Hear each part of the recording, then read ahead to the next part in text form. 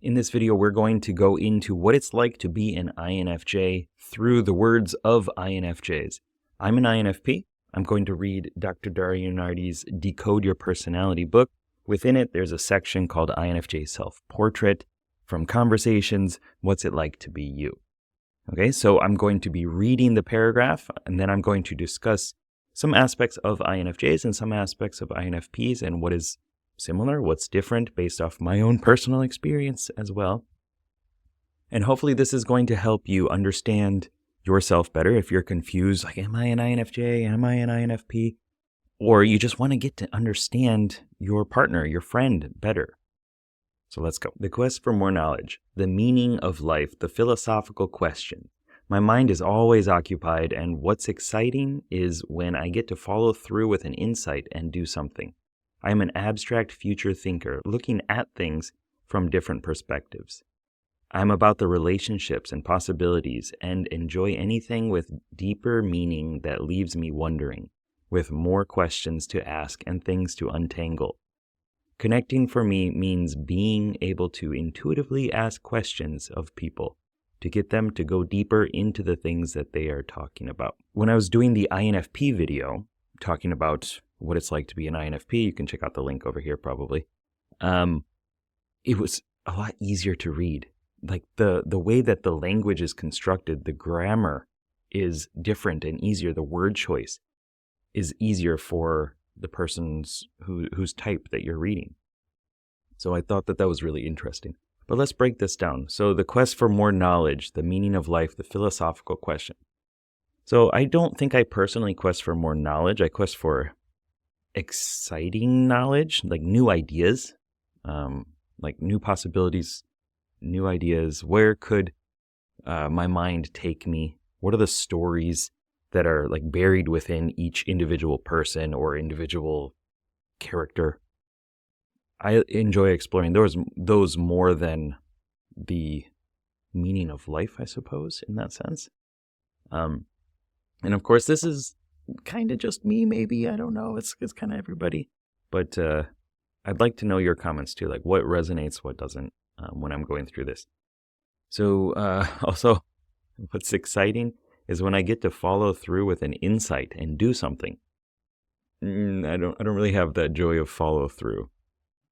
I enjoy playing with things, playing with ideas, but not closing any loops or following through with anything like that. I love insights. I love those aha moments. I have worked a lot with self-hypnosis and metaphor work and things like that due to my profession as a coach and hypnotist, and something that, I'm just interested in. So I do like getting insights. I like introverted intuition, but for me, it does feel slow. It feels like as extroverted intuition, I need to like add more fuel to the fire, add more items, like throw more items in the bonfire and see like if it changes colors and things like that, as opposed to waiting and watching and allowing my unconscious mind to bring forth an insight. So that is a clear difference. Abstract future thinker, I don't think far into the future unless I tell myself I need to. I think into different timelines, different possibilities, but it's not like, okay, 10 years from now, this is where I'm going to be. This is how I'm going to transform my life. It's something I've had to train myself to do. I do also love intuitively asking questions of people to get them to go deeper into the things that they're talking about. I like to help people understand their personality type and themselves by asking questions. So maybe that's a similarity. Let's keep going. Inspiring others, helping them find their purpose or meaning, being a different kind of leader from what's traditional. That's really gratifying. I just do that naturally. The challenge is opening up people's minds to have their own original thoughts. I'm a listener and guide. Okay, so there are a lot of similarities in here.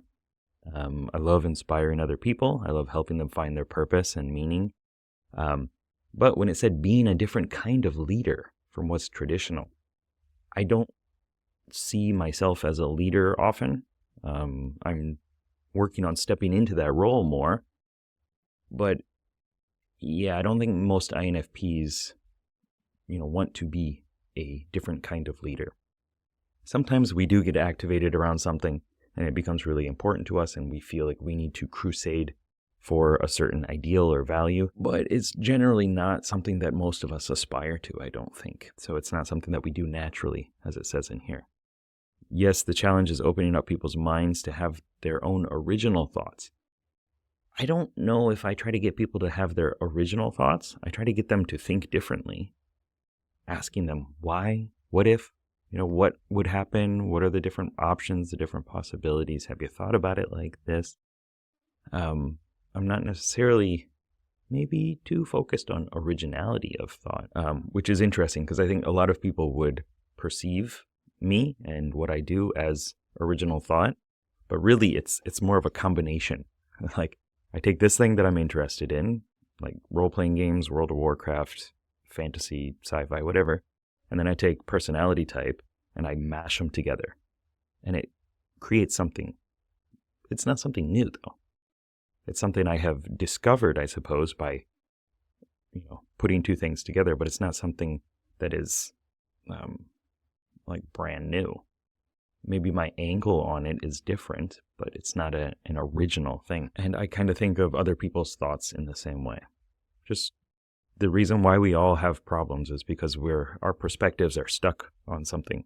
And so if you shift perspectives, if you think about it from different angles, then good, you can get unstuck. And I'm a listener and guide. Yes. A listener. I don't know about a guide. A support. Facilitator. Pocket healer. I think I am a mystery to people. They never really understand me, and part of me enjoys that. More often, though, I long to be understood. So, yes, I think INFs all feel completely misunderstood. And a mystery to people. Most people have, many people have commented to me about, I don't know what you're thinking. What's going on in there? And they'll never know. It's my secret. No, it's, I'm exploring different ideas and stuff, stories. They never really understand me, and part of me enjoys that. I do like to be unique and special and different, for sure. More often, though, I long to be understood. So there's an idea that INFPs feel like we are seeking being understood, but actually we're seeking validation. We want our identity to be validated. The things that we feel, the intentions that we have, the approach that we took to doing something, solving a problem, it would be nice to be understood. But really, I think we just want people to say, okay, like, the way you did it is fine. You're not broken. You're not flawed. Despite what we might think internally about being flawed and broken. I think INFJs would have more of a desire, correct me if I'm wrong, to be understood. Because within the INFJ, extroverted feeling is something that is valued, and that's about proactively bonding with other people, supporting, meeting needs, reading the culture, understanding what other people want, need, expect, value. And so being understood would help you facilitate that and being a leader as well. So if somebody understands what you are trying to say or who you are as a person, then maybe it would be easier to get them on the same ship, going in the same direction, following your vision, perhaps. I tend to approach my day with a structured way of getting things accomplished. People see me as organized, thorough, and easy to get along with, pulling my own weight and eager to help out when called upon. But I'm not as outgoing or critical as I may sometimes appear. I need a balance between people contact and working on creative projects, and will break away from interactions when I get tired out.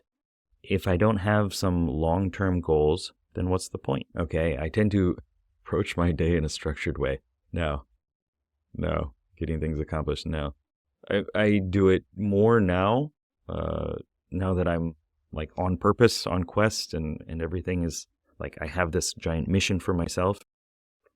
But that took a long time. that took like 30 years of processing and working on. So,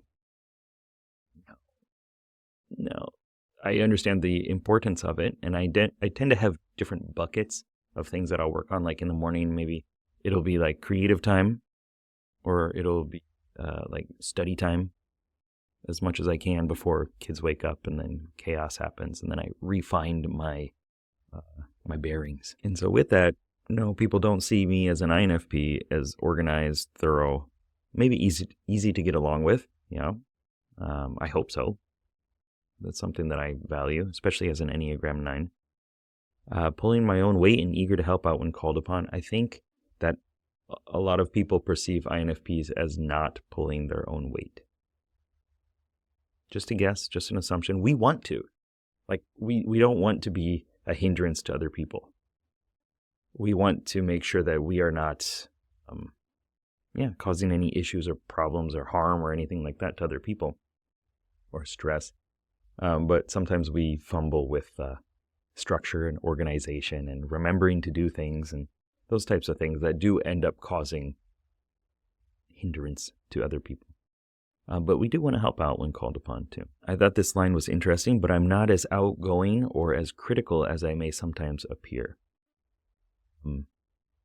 Yeah, I mean, it shows the multi-class aspect of everybody, but specifically INFJs as internal focus, right? Introverted, you're a defensive character. Introverts, defensive characters.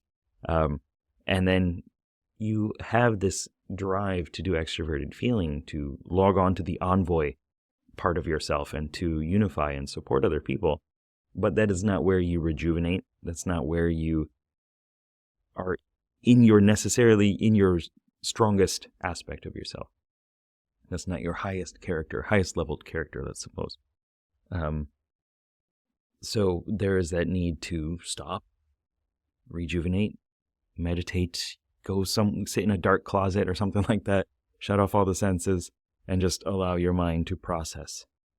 And yes, FJs can get quite critical, and that might be a sign of the tertiary function introverted thinking in this context, as pinpointing the faults in people's logic, or the faults in people, or yourself as well. And hopefully, yes, it's not as often as it may appear. I like this sentence too. If I don't have some long-term goals, then what's the point? I think that's beautiful. I think we all need some long-term goal and future that we are striving to live into. And that's definitely something that is a sign of introverted intuition. I tend to intuitively read people very quickly, but I have to be cautious not to make assumptions. I am an observer. I get a feeling when people are interesting, and I watch from a distance, make some assessments about the situation, and then approach them and engage in conversation. I put a little bit out, and a little more, and see how that goes. Do I trust and like them? Are they who they say? I have a few deep friendships. A friendship comes best when it is worked to develop that investment. I quickly pick up on sincerity and withdraw if the person is superficial or obviously doesn't care. When I see people who abuse their power or won't stand behind what they say, that ticks me off. It's about integrity. I feel other people's feelings, and taking on that burden can make me too intense and serious, where I can't be spontaneous and fun-loving. There's a lot of interesting stuff to unpack in this one too.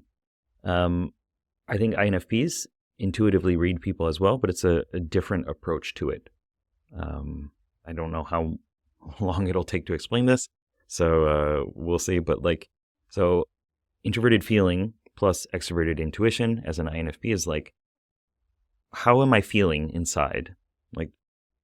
And how can I extrapolate that out, put myself into the other person's shoes?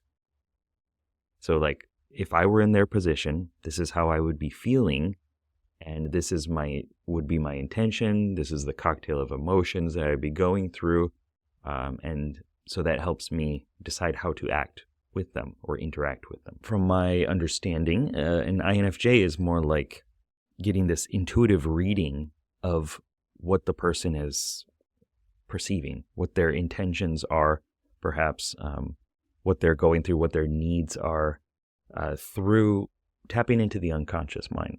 So the conscious mind is working with 7 plus or minus 2 bits of information, let's say. Like you can focus on 5 to 9 things, okay? The unconscious mind is billions, I believe. And so it's picking up all of that information and it's getting a readout that maybe is not easily explained, just like the INFP's FINE thing. And that's being tied to people. So somebody can come into a room, or you can meet somebody, interact with them, and you'll just kind of know what's going on with them. You'll just pull from these sources that maybe you can't explain, that you don't even know are actually going on in there, as your whole brain is working together in sync, pulling out this nugget of information, this insight. And then you're like, oh, this is why, because this person is struggling with this thing, and I think maybe they had a fight with this other person, and that's why. It's just this super cool insight. My wife is an ENFJ, and she gets those a lot too. Often I'm like, really understand, or, I go about it in my way and say, this is what I think would happen. Like, this is why I would act that way. So maybe it's that. One thing that's really cool in reading these is another clear sign of NFs, maybe just intuitives, but the amount of metaphors that come out. Like when I see people who abuse their power or won't stand behind what they say, that ticks me off. Standing behind what you say, holding the thing in front of you, or, positioning it in front of you, means that it's something that you're facing, you're looking forward to, you are backing it up. If you're thinking like literally about the metaphor, I don't know what I can take some items. Okay. If this is the goal and this is you are standing behind your goal, right? And you are backing it up. It's in front of you. You show it maybe to the world. It's something you're looking forward to. As opposed to like this, and it's something left to explore. You are right for it. My hands. There we go. Over this way, it would be like, the goal is right for me. This thing is right for me, and I'm left on my own. I don't know. There's nothing left for me if the goal is not right for me. Interesting. You could be in front of it, right? You stand in front of your goals, your aspirations. You're leading the way. Maybe you're pulling your goals along with you, your aspirations, your desires. You could go on. You could go under. I support this. I'm holding it up. It's important to me, meaning that like I look up to it. I guess this way, I'm trying to think of some. The goal, depending on what it is, I mean, maybe more context would help, but the goal is supporting me. It feels the weight of me. I feel the weight of it. All sorts of cool stuff. But metaphors are very fascinating, and I love talking to INFJs and INTJs too, because of how the metaphors come out and how often they do. Anywho, I like whatever gets us to think beyond the box. See? Where people can function better because they are not afraid to say things they really feel. I have a lot of imagination and by and large can amuse myself. I love independent projects and reading and writing. I do my best thinking alone, and I like getting out in nature, being alone to go inside and center myself. I have always been drawn to the spiritual. Everywhere I see life in symbols. Symbols give me focus. Sometimes the connections and perceptions in my mind are so abstract there are no words to explain. A lot of times I just know something and can't explain it, a premonition that's hard to articulate. If it's strong, I usually say something or explore where it's coming from, but I will keep it to myself if people don't seem to understand. Informed decisions require lots of information and looking at a situation from as many different points of view as possible. I find it amusing, the absurdity in everyday situations. All right. So yeah, thinking beyond the box. That's a metaphor right there, right? A lot of information. I resonate with that too as an INFP. I think, my idea space works differently than an INFJ's idea space. Loving independent projects, reading and writing. Yes, yes, yes. I do my best thinking alone. Maybe. I think I get a lot of benefit from springboarding ideas off of other people, or if other people don't exist, like ChatGPT or something like that, getting me to think differently is very helpful. I like getting out in nature. Yes, love it. But Tokyo doesn't allow me to do that. I think a lot of INFPs also have a spiritual component. Not necessarily religious, maybe, but like some sort of feeling that things are connected in some way, I see life in symbols. So introverted intuition definitely focuses on symbols and symbols for focus as well. Using something like to wrap your mind around or put your mind into, I suppose, to allow you to focus from there. And that was actually one of the core traits that I was using in a tabletop role-playing game version of all this stuff. The introverted intuitives would have some sort of symbol, some sort of sigil or glyph or something like that, something that they used to focus, and then they would get a bonus on their next roll. Sometimes the connections and perceptions in my mind are so abstract there are no words to explain. So this is something that I'm sorry for laughing. INFJs often complain about, and probably INTJs too, is that they know what's going to happen. They have this premonition, as it says. I mean, I call introverted intuition the visioning mystic, extroverted feeling the unifying envoy, and you put them together, INFJs are the unifying mystics. And so you have this vision for where people are going or how things are going related to culture or something like that. But because it's within the unconscious and it's in feeling space, heart space, you got mind and heart together, it's really hard to communicate. And most people want specific, like trackable, measurable, data-focused information or experiential information. And that's not how an I works, right? That's not how the mystic works. Your vision is a vision. It's something that you see and something that you are aware of. But then being able to translate that to other people, you often have to dip into extroverted feeling and get people emotionally aligned with that. Get people to feel something. I mean, that's one of the core strengths of extroverted feeling is sharing vulnerability and emoting, extroverting your feeling. And that can be a very difficult thing to do because it's your auxiliary function. It requires you getting out into the outer world and being more offensive. And you'll express it likely, and then people will not believe you, and then it happens, and then people come to you for help and support, or you need to clean up the mess, and then you're like, why didn't you just listen to me in the first place? Could have been so much easier. I find it amusing, the absurdity in everyday situations. I think that's a core trait of introverted thinking, the tertiary function for INFJs, just finding things to be absurd, strange, like hilarious in that sense. A lot of comedians like ISTPs or ESTPs, like Bill Burr, for example, just points out the absurdity in so many different things. And that's core to introverted thinking. And then also, if you're seeing things from many different points of views and perspectives, then I think you would likely be able to pick up on things being absurd. One issue that I've had when I've tried to get into lucid dreaming again, I used to be able to lucid dream, like where you're aware that it's a dream and you can control your dream. And I somehow stopped doing it. I guess I know I could do it if I just took notes of my dreams and told my unconscious mind that this is important. This is something that I want to do. But I guess it's not that important.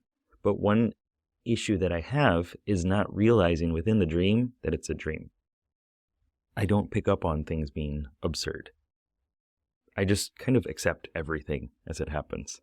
And I'm just like, okay, that's fine. Even in real life too. A lot of times I just accept it. I don't see it as being strange.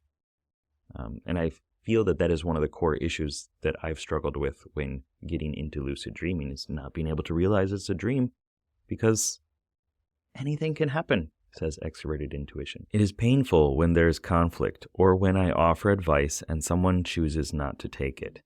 For me, I have to prepare myself for what is going to happen so I can either support people in a positive way or get away and wait out the inevitable heavy-duty stuff before returning to fix things. How will it impact me and the people in my life? Will it put me in another place or another level where I can grow more? Not knowing the right thing to say and do is stressful. So that's what I was talking about, you know what's going to happen. And if you can't get people rallied around that or to see that vision, and it happens in a negative way, then it's like, yeah, how much of yourself do you want to give to other people in that situation? And your energy reserves, your healing, right? This AoE healing, trying to make sure everybody is all healed up and topped up, and that can be exhausting if you don't have a way of rejuvenating efficiently. I thought it was interesting. Will it put me in another place or another level where I can grow more? So displacing you would be difficult, especially, I call introverted perceiving functions, introverted sensing, introverted intuiting, to be protectors. They have different ways of going about it. Introverted sensing is protecting by looking at what happened in the past and preparing yourself, stabilizing as a guardian to prepare against now and the future. Introverted intuition as a protector is looking into the future, seeing things from a meta perspective, and preparing yourself to deal with that. And maybe tapping into the past too. Or another level where you can grow more. I think that's cool. Everything revolves around growth. Caring is about the ability to help others grow. What I bring is caring about people, not things. If we spent more time trying to understand each other's point of view, to communicate more effectively, we would grow. In an honest, open, sincere relationship, I can accomplish anything. My challenge is to create those kinds of relationships. I respect most the person who is willing to come forth and be an individual, to make the world a better place or make a difference in a person's life, where we reach each other's hearts. I think that's awesome. I think so much of that resonates with me too, as an INFP. Revolving around growth, that is definitely where my mind is right now anyway. And I think a lot of INFPs' perspectives and ideas revolve around self-understanding. And that self-understanding, I think the ultimate goal of that is probably growth, maybe, or locating yourself, like a GPS. What I bring is caring about people, not things. I think that's cool too. Very extroverted feeling. Maybe an INTJ might say that, but it's probably more about development of things and processes. And an INFP also caring about people, but probably from our own perspective, right? Like, we have to understand it first internally as an INFP so that we can understand what the other person is going through. We cannot often just read the other person without internalizing it. There was something earlier. Oh yeah, I feel other people's feelings, and taking on that burden can make me too intense and serious where I can't be spontaneous and fun-loving. That was from a couple paragraphs back. INFJs, you take on other people's feelings. It seeps in, and then you're like, crap, I got to deal with this now. INFPs, we do it to ourselves. We torture ourselves with it. Though it might not seem like that.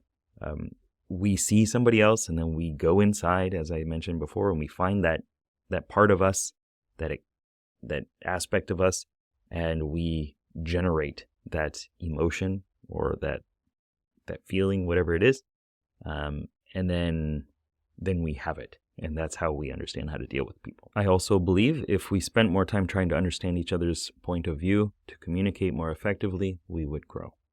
I think self-understanding first, and self-appreciation of all the parts of myself. If I can appreciate extroverted thinking within myself, then I can appreciate it within somebody else. But if I can't do that, then I can't appreciate the other person. That's where a lot of feuds and struggles come from. And so being able to understand another person, in my opinion, comes from understanding oneself. And then being able to communicate that. Like, communication is ridiculously important. And most of what we say is not communicated in the way that we think it is. And unfortunately, maybe, fortunately, one of the burdens, the joys, I'm just going to keep hedging, of personality type is that once you understand it, you know more than 90% of the population. And then it's kind of up to you to shape your communication in a way that the other person can understand. And that can be fun, but also it can be like, wow, if you just knew personality type and cognitive functions, not some of that other stuff, then it would just make so much more sense. And the world would be great, and there would be no war, no struggle. Maybe. I have an INFJ friend that is also doing something like this. She's working on creating a community of people to share, to express, to understand each other. And I think it's beautiful. I think it's an amazing culmination and expression of INFJ desires, so we can reach each other's hearts. Very nice. So that is an excerpt from Decode Your Personality by Dr. Dario Nardi. What do you think? What resonated with you? What didn't? Both my perspectives as an INFP, or the INFJ's perspectives as well.